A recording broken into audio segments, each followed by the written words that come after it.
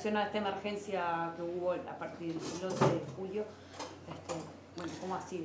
En realidad, el área nuestra pertenece a la parte ampliada del SECOED. El SECOED tiene, por reglamento o por ley, mejor dicho, sus autoridades definidas, y sí tiene la potestad de ampliar esas potestades, esa gente que nuclea cuando ocurren este tipo de catástrofes, llamémosle, que en realidad es este tipo de emergencias, bien dicho, en los términos del SECOED. Nosotros no pertenecemos al SECOED, pero sí en esta ocasión estamos permanentemente en contacto con el SECOED y trabajando para el SECOED. ¿Qué balance hace hoy de su área en lo actuado en esta emergencia? La verdad que para hacer un balance nosotros tenemos que terminar el trabajo y empezar a revisar sobre todo cuáles fueron los errores cometidos. Porque el primer balance que le digo es que nunca estamos preparados para estas cosas, ¿tá? Por más que el SECOED es una herramienta muy importante, pero estar preparado para estas cosas significa realmente preverlas en el sentido de decir, si pasara, cómo tendríamos que estar en la provisión de materiales, cómo tendríamos que estar en equipos para relevar el campo, cómo tendríamos que estar. Y entonces estos hechos en general nos sorprenden y yo creo que, por eso le decía que el balance tenemos que hacerlo todavía, yo creo que hay mucha cosa para aprender, sobre todo de los errores que hemos cometido, y cómo generar también una llegada a la gente más rápida. Acá, una de las cosas que tenemos que aprender es que por más rápida que hacemos las compras, porque yo estoy muy agradecido al director general de administración de cómo las compras municipales, que en general son lentas por seguridad, acá se hicieron en forma muy ágil. ¿Y dónde estuvo el eslabón flojo de la cadena? En el proveedor. Pero porque una vez hecha la compra hay que limitarse a un proveedor que tiene mucha capacidad, pero no llega a la capacidad que queremos para llegarle a la gente. La necesidad de la gente, en estos casos estamos hablando, hay una analogía que hizo el intendente y que me gustaría repetir. 1.600 casas, no sé si llega la ciudad de Guichón a tener 1.600 casas. Entonces es como que usted le volara el techo a una ciudad, pequeña como Guichón, pero ciudad al fin. Para ser ciudad hay que tener más de 5.000 habitantes. Entonces, esa entidad del problema a nosotros nos hace mover de una manera que de hecho las direcciones que dependen de mí se abocaron a esto por un buen tiempo, ¿verdad? Vamos a tener que cambiar el chip cuando esto termine, ¿no? Bien, ¿y las proyecciones para el final de esta? ¿Se está trabajando en eso? Sí, nosotros hicimos proyecciones desde que empezamos a entender el tema, porque lo primero que uno hace es decir, vamos a solucionar. Cuando dimensiona, que yo el primer día que salí a recorrer dije, deben ser 400 casas. Eran 1.600, porque además tiene las características este tipo de viento que no es una franja donde nosotros podemos decir estamos trabajando acá. No, no, no. Hay al sur, hay al norte, hay por todos lados, ¿no? Entonces, nosotros lo que sí pudimos proyectar después que lo entendimos fue en qué tiempo podemos llegar y con cuánta gente a recorrer todos los lugares y dimensionar el problema. Dimensionar el problema social, que no me corresponde a mí resolverlo, pero dimensionarlo al fin, y dimensionar el tema físico, ¿verdad? O sea, la voladura del techo, el pretil, el muro, la cantidad de materiales necesarios. Para eso llegamos a tener 16, tenía que ser un componente social y un componente de arquitecto o ingeniero, ¿verdad? Alguien que entendiera de los materiales. Cuando lo entendimos, dimensionamos a esa gente y tuvimos hasta 16 equipos en la calle relevando, yendo familia a familia, cuál era el problema de esos 1.600, generando una ficha, donde esa ficha tenía varios componentes. Los componentes de la necesidad de materiales, los componentes de la cantidad de niños que tenía, el componente si era todo el techo, era una parte secundaria de la casa, o si era terciaria inclusive, casos como el alero de un parrillero, el componente económico, o sea, un estudio socioeconómico rápido, de emergencia, digámoslo así, y también el componente de la capacidad de mano de obra de la gente, porque además el mayor viento pasó por sectores de Bajo Curupí, Purificación 3, Las Brisas y Barrio Norte, que son barrios de un nivel socioeconómico bajo y por lo tanto ahí queríamos ver las necesidades en cuanto a la mano de obra también. Entonces relevamos todo eso y después se procesaron esos datos, ¿verdad? Bien, ¿cómo reciben ustedes los recursos, ¿no? Los materiales, ¿llegan en tiempo y forma? ¿Cómo se manejan con eso? La verdad es que los materiales han llegado bien, pero hubiésemos preferido que llegaran antes. Esa es la realidad. Si bien hubo un apoyo muy importante desde que llegó el presidente, se cumplió la parte fundamental de esto. Acá se volaron techos de chapa. ¿Tá? La parte fundamental era conseguir las chapas. Lo otro, incluso en cuanto a costos, es mucho menor. Entonces, conseguir las chapas era importantísimo.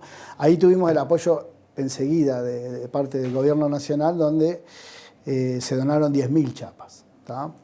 Entonces, el gobierno nacional puso una fábrica a disposición de nosotros que nos daba 10.000 chapas, y la verdad que el sistema de reparto que nos impusimos acá hizo que ese fabricante, que es el primero a nivel nacional, no diera abasto y nosotros tuviéramos que comprar acá a nivel local, que tenemos un buen fabricante de chapas acá también, ir complementando. Y la verdad que esa pregunta, para ser concreto con la respuesta, nos faltó un poco de provisión, porque realmente la capacidad que teníamos de entrega era mayor de la capacidad de entrada que tenía, sobre todo el tema chapas, el tema perfiles. No tuvimos el mismo problema con la arena, que tenemos un proveedor cercano que saca del río y prácticamente una cantidad ilimitada, pero sí lo tuvimos con el tema ladrillos, por ejemplo, que en un momento compramos los ladrillos de esta zona de Porvenir, que tiene buenos ladrillos. Le compramos todos los ladrillos a la zona de Porvenir y no alcanzaban ni cerca. Entonces empezamos, yo tengo un grupo con todos los directores de obra del país, a su vez Rotary tiene sedes en todo el país, nos conectamos por las dos redes y empezamos a buscar ladrillos por todo el país. ¿Tá? Entonces, en el único lugar que encontramos ladrillo en una primer barrida fue también en Porvenir, pero el triple del precio. Eran los únicos que quedaban. Estábamos, el intendente con pocas ganas, pero estaba decidido a pagar el triple por esos ladrillos, hasta que la gente de Río Negro encontró ladrilleros que tenían más de la cantidad que necesitábamos, a buen precio, que los compramos enseguida, y a su vez tuvieron la gentileza de venir con sus camiones a traernos los ladrillos y a repartirlos. O sea, eso más que un gesto solidario, es la verdadera interpretación de lo que significa un estado de emergencia y cómo se puede ayudar en un estado de emergencia. El intendente de Río Negro y el director de obra de Río Negro se pusieron a disposición, y de hecho hoy mismo estamos repartiendo ladrillos de Río Negro en los camiones de Río Negro. Es realmente de las cosas buenas de estas cosas malas, ¿no? Bien, lo ato esto con la siguiente pregunta. ¿Qué aportes reciben ustedes de la sociedad civil organizada? Y bueno, ¿cuáles son estas organizaciones que pueden estar colaborando con ustedes? Bien, en realidad hemos recibido aportes de muy buena parte de la sociedad civil organizada, y a esta altura es uno de los balances que tenemos que hacer, porque hemos recibido donaciones, hemos recibido ayudas logísticas, como le decía, el Rotary se puso a disposición, las escuelas técnicas del departamento. Hubo un fin de semana largo que nosotros estábamos lentos con el procesamiento de datos. El hecho es que la Intendencia tiene gente capacitada para hacer los trámites municipales, y por ahí esto es una cosa diferente. Entonces tuvimos un fin de semana largo en esta misma sede, en todos estos asientos que usted, si recuerde, va a ver, 20, y que iban rotando además, 20 voluntarios que tenían una expertise en el tema informático, que fue un valor agregado, ¿verdad? Nos hizo que el relevamiento, el pasaje de datos fuera mucho más rápido y mucho más organizado. Eso nos mejoró después las entregas, ¿verdad? También tuvimos apoyo de todas las empresas constructoras, inclusive las barracas, para la parte logística. Nosotros, realmente, ser una intendencia es ser la empresa constructora más grande del departamento, pero cuando quisimos acordar, los camiones nuestros nos quedaban cortos. ¿Tá? Teníamos que tener más capacidad para cargarlos y repartir.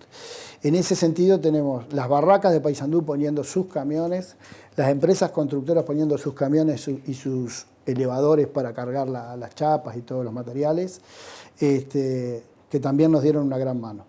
Y le decía de hacer un balance porque realmente cuando pasemos raya tenemos que nombrar a más gente de la que estoy nombrando, ¿no? Hubieron empresas privadas, me acuerdo de una que nos pedía, ¿qué más? Un empresario que creo que es de Nueva Palmira, ¿va? Se solidarizó con la situación. O sea, la gente organizada y no tan organizada, como puede ser un empresario, una barraca, nos ayudaron mucho. La gente que sabe de estos temas, como la brigada del Zunca, se ofreció a los pocos días y le dimos cierta prioridad porque, en definitiva, nosotros, ¿esto cómo lo organizamos? Primer parte, un diagnóstico, automáticamente hecho el diagnóstico, el reparto de materiales. En ese diagnóstico estaba la gente que por ahí no podía construir, y mientras iban surgiendo, justo aparece la gente del Zunca y le dimos los primeros casos a ellos de los que no podían construir. Y además de eso, reunidos en esta mesa con el intendente de ese momento, porque nuestro intendente estaba de viaje, le dijimos que los materiales íbamos a llevar los primeros ahí. Así que si ellos tenían la gente, nosotros le dábamos los materiales. Y eso fue lo que hicimos. Y bueno, estamos en un permanente contacto. De hecho, yo mismo voy a ver siempre les bromo que les voy a controlar las obras a ellos. Y trabajan bien y por supuesto que tienen los materiales primero que nadie, pero no por priorizar.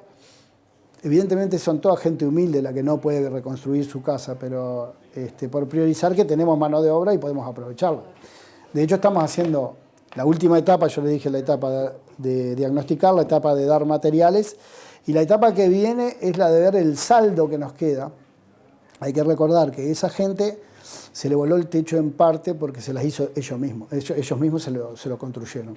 Lo que se hizo en este caso al darle los materiales es indicarles cómo hacerlo. O sea, hay una mejora en la calidad. Por supuesto, cuando trabajan las cuadrillas del Zunca ya le dan esa calidad, y cualquier otra mano de obra que podamos aportar le va a dar más calidad. Eso por un lado. Y ahora lo que estamos haciendo justamente, porque tenemos la proyección de que en esta semana deberíamos terminar de entregar los materiales. Poco menos de un mes desde que se produjo el viento grande. En ese sentido, nosotros estamos haciendo, justamente me acaban de dar un numerito, de cuál es la cantidad de gente que no puede construirse. Y realmente, si tenemos hoy por hoy estimados 1.055 casos a los cuales vamos a tener que atender.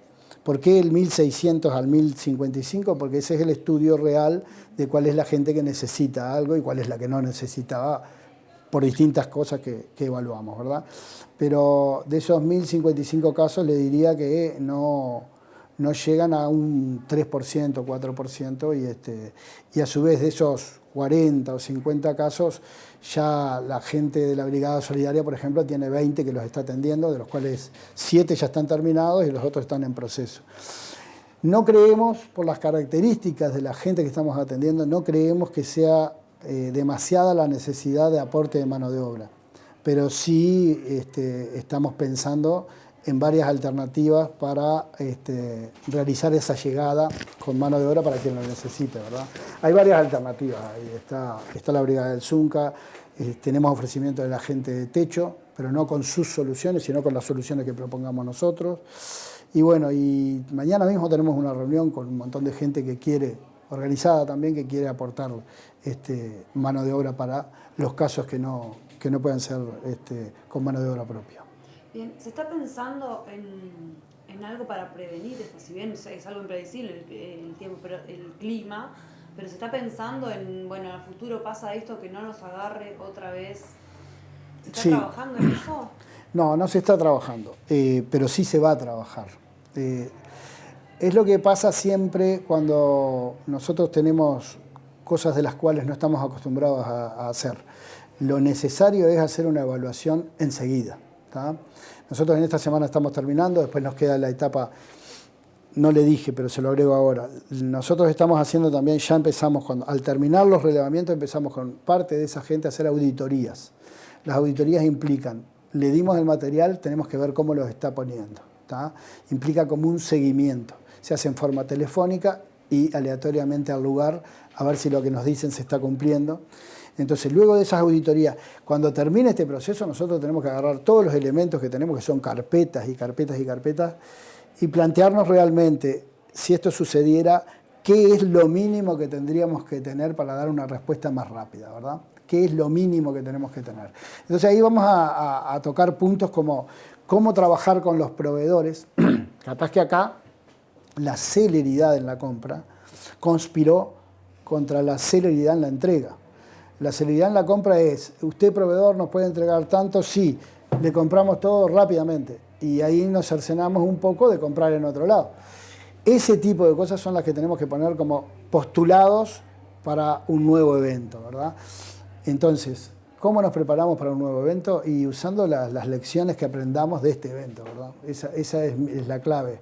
Es la clave y por eso en algunos sitios donde los eventos son normales, donde hasta nombre tienen los huracanes, seguramente tengan sistema de emergencia de evacuación de ciertas zonas.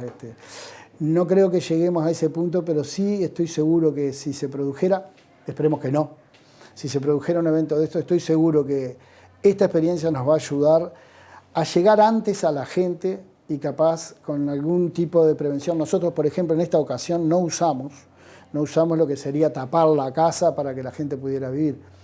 Pero es una circunstancia que tenemos que estudiar si es necesario o no.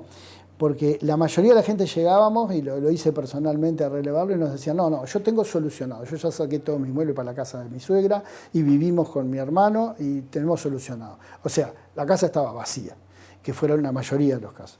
Pero bueno, todo eso hay que evaluarlo y decir, la próxima vez, tal vez en la mitad de tiempo, yo no es que esté desconforme, ¿verdad?